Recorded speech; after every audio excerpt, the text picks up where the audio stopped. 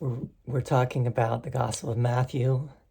In 4 previous videos, I read the entire Gospel of Matthew. I read 7 chapters per video, and I was reading from the New Revised Standard Version. And today I'm going to be talking about a little bit about, just commenting on the Gospel, because I didn't really comment when I did those videos before. I just read basically straight through. Now I'm going to be commenting on the Gospel, making some various points, and I actually have 14, because 14 is kind of symbolic number in Matthew. When I did the Gospel of Mark, I did 12, because 12 seems to be a symbolic number in Mark. 14 is symbolic in Matthew, primarily because of the genealogy at the beginning of Matthew, which is not in Mark. So Matthew has 14 generations. He has 3 sets of 14 generations, right? It has been pointed out that that not only is this an attempt to show that Jesus comes from the line of David, which is important because that's the Messiah is supposed to come from the line of David, but it has been pointed out that why 14? Well, in gematria, which is this, gematria is a Greek word, and it's basically numerology. It's assigning numerical value to the letters of the alphabet. So the Hebrew alphabet, it starts Aleph, Bet, Gimel, Daled, Hey, Vav, Zayin, Chet, Tet, right? Those are the first 10, and then Yud. I might have gotten that slightly wrong, but for each of those letters, a number is assigned. So Aleph is 1, Bet is 2, Gimel is 3. So if you take the name David in Hebrew, it's 3 letters. It's Daled, Vav, Daled. Daled is 4. So 4 plus 4, because there's 2 Daleds, is 8. And then Vav is 6, so you get 14, right? That's interesting. Did the author of Matthew, we don't know who his name was. People have assigned him the name Matthew, but that's very debatable, and we'll talk about that. Did the author of Matthew know that? Probably, right? He knew his Bible. He knew his Torah, his Tanakh. So that's one thing to point out. One of my 14 points. Now, scholars have pointed out that Matthew borrows heavily from Mark. And I think this is kind of the consensus view of scholars. And I think there's a lot to be said for that view. That Mark came first, and there might have been a Q source, meaning another source in addition to Q, to Mark, that both Matthew and Luke and maybe John were drawing upon. And it's not necessarily the other way around, that Mark wrote a condensed version of Matthew, for example. That doesn't seem to make a lot of sense. It seems to make a lot more sense that Matthew took Mark and then either greatly embellished it, or he had an additional source or sources. So Mark has something like 640 verses or something like that, and Matthew uses a whopping 600 of those verses. So he uses almost all of Mark in his gospel. Let's talk about, we're going to talk more about these things, right, as we go along. Let's talk about the wise men, chapter 2, right? First of all, an important thing to point out. We think of 3 wise men from the east, right? But it does not say how many there were. There might have been 3, but there might have been more. There might have been 2. But they left 3 gifts, right? So that's why people think there were 3 of them. But again, 3 is a lucky number. 3 is a magic number. So does it mean that there were 3? Not necessarily. But they were, not only were they wise men, the magi, right? But they were wise guys, because Herod tried to get them to find out where this, King of the Jews was going to be born, but they gave him the slip, and they might have been the original wise guys, right? We can just talk for a moment. We could skip for a moment and talk about Matthew.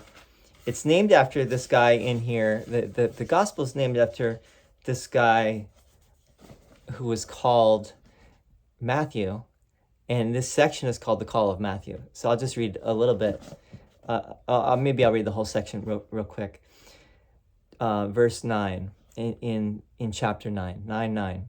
As Jesus was walking along, he saw a man called Matthew sitting at the tax booth, and he said to him, "Follow me." And he got up and followed him. Now, one of the interesting things in the Gospels is that whenever Jesus calls someone to follow him, they immediately follow him. I don't think there's any exception to that. Now, why are people just immediately dropping everything and following him? That's a good question. I mean, was he that charismatic? Was he that, like, everyone was just willing to drop everything just to follow him? And as he sat at dinner in the house, many tax collectors and sinners came and were sitting with him and his disciples. When the Pharisees saw this, they said to his disciples, "Why does your teacher eat with tax collectors and sinners?" But when they heard this, he said, "Those who are well have no need of a physician, but those who are sick. Go and learn what this means. I desire mercy, not sacrifice, for I have come to call not the righteous, but sinners." Now, you don't really have any indication that this is the author of the gospel, right? It's not like the author says, "Yeah, and that was me, that got called by Jesus." So it seems kind of arbitrary, but we can leave that an open question. Why is this gospel called Matthew? And who was the author? Many scholars believe that Matthew was an educated Jew, highly educated, more educated than most at the time. He was able to read and write. He knew his Tanakh. He knew his Hebrew Bible. By the way, I noticed that another name for the New Testament is the New Covenant, right? So that's kind of what's in question here is, what was Matthew trying to do? He apparently was Jewish. He really knew his Jewish sources. He knew them so well that he gives basically a verse to support almost everything that he says here. Not everything, but he brings to bear many sources to show that Jesus was the fulfillment of the law, right? For example, when Jesus goes into the wilderness in Mark, it only says that he was tempted by Satan, or tempted of Satan. But in Matthew, Matthew keeps pretty much the same order. After Jesus' baptism, he goes into the wilderness. But in Matthew, he's tempted by Satan 3 times, and there are biblical passages to support each of those temptations, which is very interesting. I'm not going to go into that in detail, but just to point that out. And the other thing to point out here is that not only is Jesus of the line of David, but he is like the new Moses. And this has been talked about a lot by scholars. The first, I don't know how many chapters, 7 to 9 chapters, basically show that Jesus' life parallels that of Moses. And Jesus has the new covenant. He has the new dispensation. And he is taking over the role that Moses had, right? Maybe concluding with the Sermon on the Mount, whereas Moses came down from Mount Sinai with the tablets, Jesus is giving the new sermon from God on the Mount, right? But whereas in Luke does not have the Sermon on the Mount. He has a sermon from the plain, and the sermon from the plain does not use all that is in the Sermon on the Mount. So the Sermon on the Mount is actually the most talked about part of Matthew, and it's 3 chapters in Matthew. It's fascinating, and we will talk about it here in a moment. But just to point out that Jesus is now, he's like the new Moses. And I remember reading when I lived in Israel and I was studying Torah in Israel.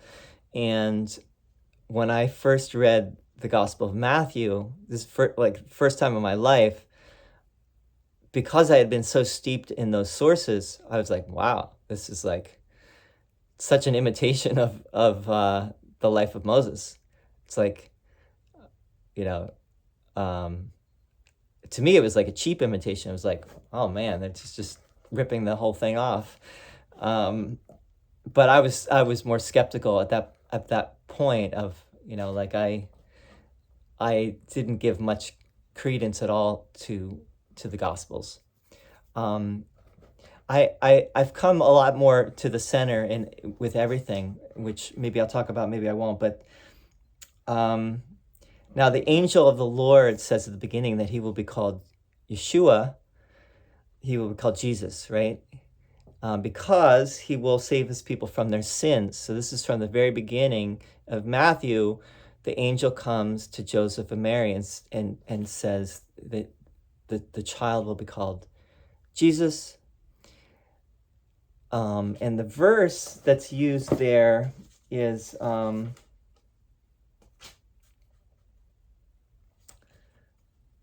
it says, I'm sorry. Look, the virgin shall conceive and bear a son, and they shall name him Emmanuel.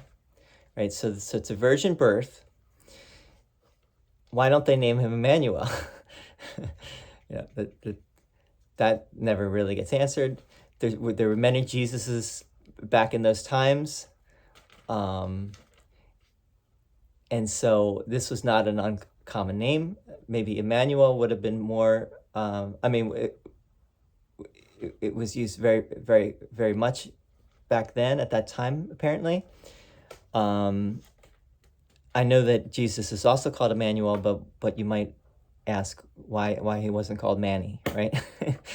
A lot of people pointed out all the baseball players that have the name Jesus or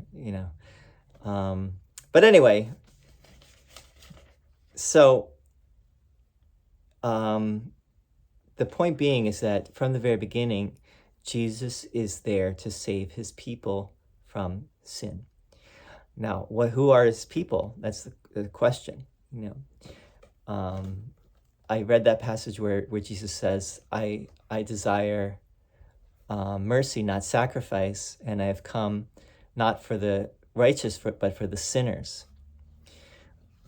We'll get to that here in a second. Now, one thing to point out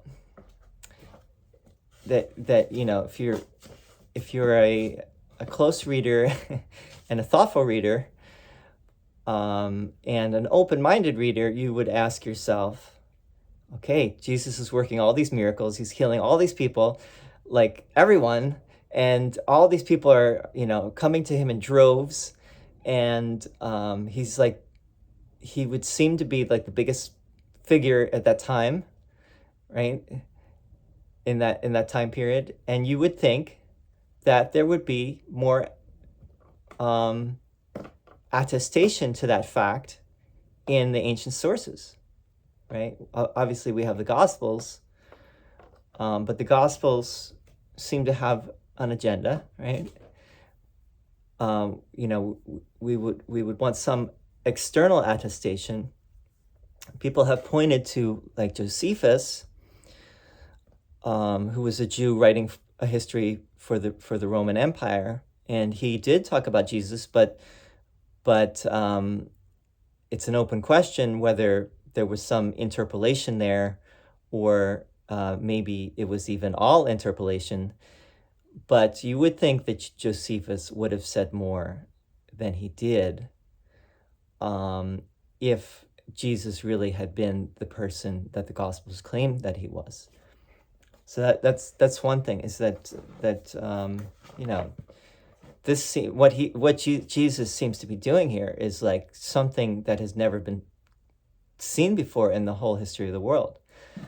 Now you can point to other figures that have, like Apollonius of Tyana. I once did a whole study of him, and he was also like at the same time and a wonder worker, just like Jesus at that time. But there's no religion that was created in his name, and he was basically forgotten. He also went to India in the story, and Yogananda claimed, for example, Paramahamsa Yogananda claimed that the wise men were from India and that Jesus had gone to India in his lost years. And I do want to point out that Matthew does not say anything about Jesus's age, which I think is in Luke. We'll have to see when we get to Luke. It tells you the age, like it says Jesus, takes you to the age of 12 years old for Jesus, and then nothing until the beginning of his ministry when he's 29 years old or 30. And so you have those 18, quote unquote, lost years of Jesus. And the question is, what happened to Jesus during that time? So Yogananda's view was that Jesus went to India and then also went to some other places as well after India. And he was, studying the yogic secrets with masters in the Himalayas, etc. And anyway, let's talk about the Sermon on the Mount for a moment, which is, like I said, the scholars have said that this is one of the most important or most talked about part of Matthew. And obviously it is something that most people are aware of. It starts with the Beatitudes. We're not even going to talk about the Beatitudes. The Beatitudes are called Beatitudes because they all start with blessed are. Blessed are the meek, for they shall inherit the earth. Blessed are the pure in heart, for they should see God, etc., etc. That's actually not as interesting as some of the other things that Jesus says. I'm going to just read a couple of these later on the Sermon on the Mount, like concerning anger. These are called the antitheses, where Jesus says, he quotes the law from the Hebrew Bible, from the law and the prophets, but then he takes it one step further, and these are called antitheses, meaning Jesus says, you have heard, but I say to you. This is actually found in the Hebrew sources too, that you have heard this, but this is what it is. You could say that this isn't really, they shouldn't be called antitheses. This has been pointed out. They shouldn't be called antitheses. They should be called the culminations, meaning that Jesus is taking the original teachings from the Ten Commandments and the Hebrew Bible and bringing them taking them as far as he can possibly go, like pushing the envelope all the way. So for example, concerning anger, you have heard that it was said in ancient times, you shall not murder. This is from the Ten Commandments. And whoever murders shall be liable to judgment. But I say to you that if you are angry with a brother or sister, you will be liable to judgment. And if you insult a brother or sister, notice it says sister too, it doesn't just say brother, you will be liable to the council. And if you say, you fool, you will be liable to the hell of fire.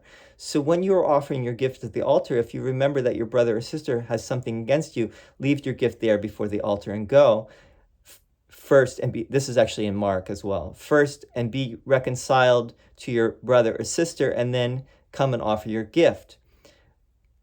Come to terms quickly with your accuser while you are on the way to court with him, or your accuser may hand you over to the judge, etc., etc. I won't read the whole passage, But Jesus is saying, not only should you not murder, but don't even harbor anything against anyone in your heart, right? And he does that for adultery. And the one about adultery was made famous, or, like Jimmy Carter once famously said in an interview with Playboy, and he got in trouble for it. He was talking about lust, and I think the question was something about adultery, and Jimmy Carter said, "Well, I have lust in my heart. I have to admit, I am human, and I am a sinner, and I have lust in my heart." And Jesus is saying, "You have heard that it was said, 'You shall not commit adultery.' But I say to you that everyone who looks at a woman with lust has already committed adultery with her in his heart." And then it goes even further. If your right eye causes you to sin, tear it out and throw it away. It is better for you to lose one of your members than for your whole body to be thrown into hell. Now, this is also interesting because it seems to suggest that we go down to hell in our body somehow. This whole passage is very interesting. That Jesus says, tear out your eye. If your eye causes you to sin, it's basically kind of saying, become a eunuch. But the problem with that, obviously, is that, the problem with being a eunuch, obviously, is you still have your eyes and you can still lust, even if you're a eunuch. But if you tear your eyes out, obviously, it's harder, much harder. But you could still have your imagination. You still use your imagination, of course. So, this is all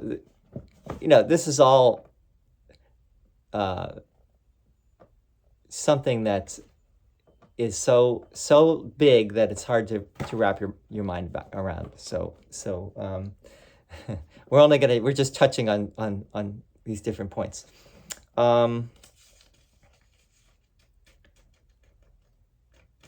Now, chapter 5. In chapter 5, we can read this real quickly. "Do not think that I have come to abolish the law or the prophets. I have come not to abolish, but to fulfill. For truly I tell you, until heaven and earth pass away, not one letter, not one stroke of a letter will pass from the law until all is accomplished. Therefore, whoever breaks one of the least of these commandments and teaches others to do the same will be called least in the kingdom of heaven. But whoever does them and teaches them will be called great in the kingdom of heaven. For I tell you, unless your righteousness exceeds that of the scribes and Pharisees, you will never enter the kingdom of heaven."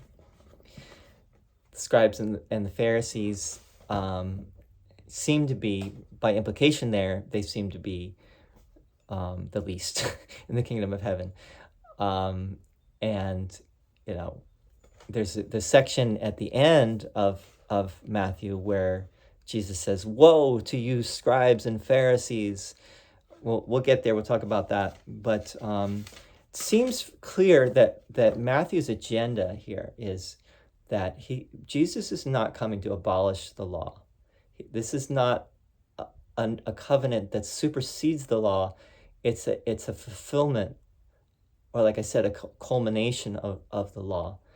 This is not like the new and improved testament or the new and improved covenant. In a way it is, but it's not to make the old obsolete. It's just to bring a deeper understanding. But, if you really read it carefully, like we just started to do, what Jesus is saying is very problematic. We can go into, maybe that would be a whole nother video. By the way, the antitheses, this whole section in the Sermon on the Mount is only in Matthew. It's not anywhere else, no other gospel. So not one jot and tittle of the law will pass away. Let's read judging and being judged for a moment. This is, what I think Jesus is most known for is like, don't judge, forgive. Judging others. "Do not judge so that you may not be judged. For with the judgment you make, you will be judged, and the measure you give will be the measure you get. Why do you see the speck in your neighbor's eye, but do not notice the log in your own eye? Or how can you say to your neighbor, let me take the speck out of your eye while the log is in your own eye? You hypocrite, first take the log out of your own eye, and then you will see clearly to take the speck out of your neighbor's eye. So that's a very well-known saying of Jesus, and it makes sense. I think it's one that we can readily understand even to this day. When we judge others, we fail to recognize that we also have our own faults, and we're taking others to task, but we're not looking at the things that we have going on. Now Jesus doesn't talk about forgiveness there, but we'll leave that for now. Okay. False prophets, other teachers will come in my name. Let's see. Maybe we won't do that right now. But I said when it came to Mark also has that about wars and rumors of wars, and prophets will come in my name. Is this all in his generation? It seems to be like in generations hence there will be those who come in my name, and they will mislead even the elect, or they will try to mislead even the elect. Even the chosen ones will be misled by those who come in my name. Chapter 10, you will be hated. I just want to read this real quick. He tells his apostles,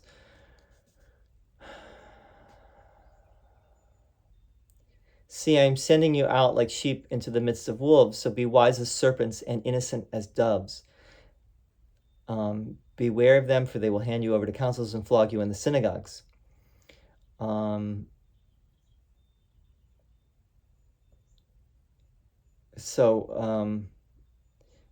You will be hated for my sake, but the one who endures, let's say, brother will betray brother to death, and a father his child, and children will rise against parents and have them put to death, and you will be hated by all because of my name.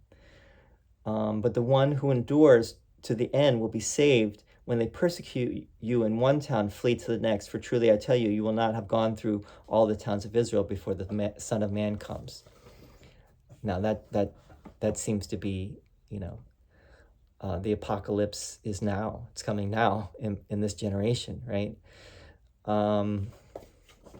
And you will be hated for my name. That's a fascinating point, right? The persecution of the Christians, of the followers of Christ, which definitely happened, right? We know that for sure. And was that happening already in Matthew's time when this gospel was written? Probably so, right?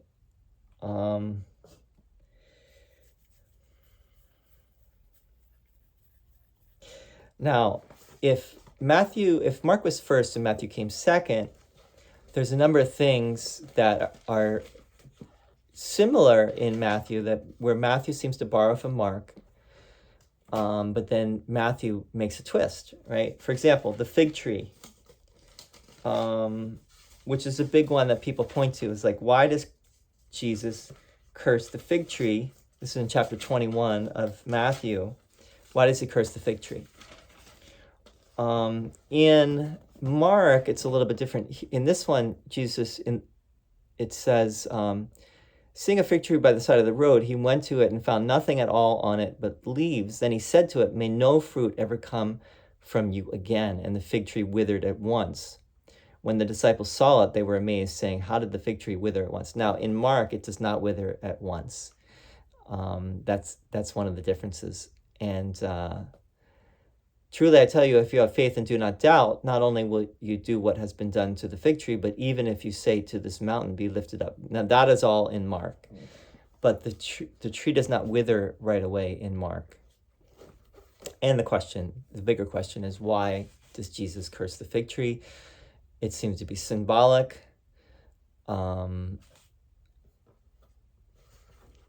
Probably symbolic of Israel, the Jews. They do not bear fruit, and so they will be cut off. And the gospel will be given to the Gentiles. Now, one interesting idea that I just heard about is that the Jews were meant to reject Jesus, right? And to this day, most Jews have rejected Jesus, right? They were meant to reject Jesus because this teaching, Jesus' teaching, was supposed to go to the entire world. And so if the Jews had accepted it and accepted him as their Messiah, that would not have happened. So in some ways, it's saying that this is all part of the divine plan, and the Jews were meant to reject Jesus, but it was to help fulfill the greater unfoldment, which is Jesus' message going to the whole world. And in many ways, you could say, for back then and 2,000 years ago, there's a lot here that was probably helpful to a lot of people then.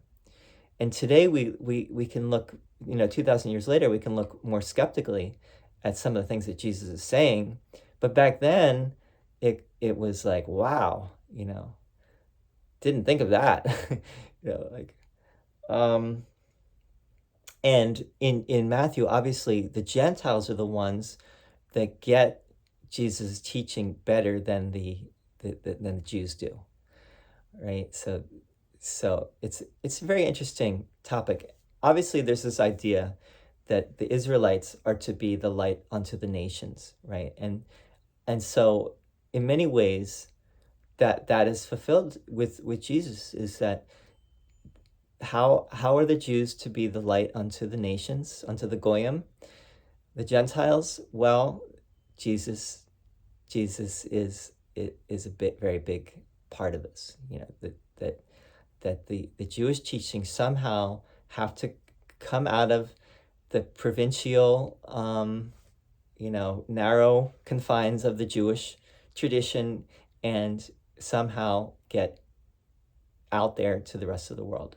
Today we have 2 billion Christians, in a world of 8 billion people. And how many Jews do we have? We have, 30 million? It's like a very, very tiny fraction of the world's population versus the number of Christians. And I don't know what is more implausible, that the Jews would still be around and have had as much influence as they've had all of these thousands of years, or that a tiny band of Jews would create this major world religion from their birth religion, Christianity coming out of Judaism. It boggles the mind, really boggles the mind.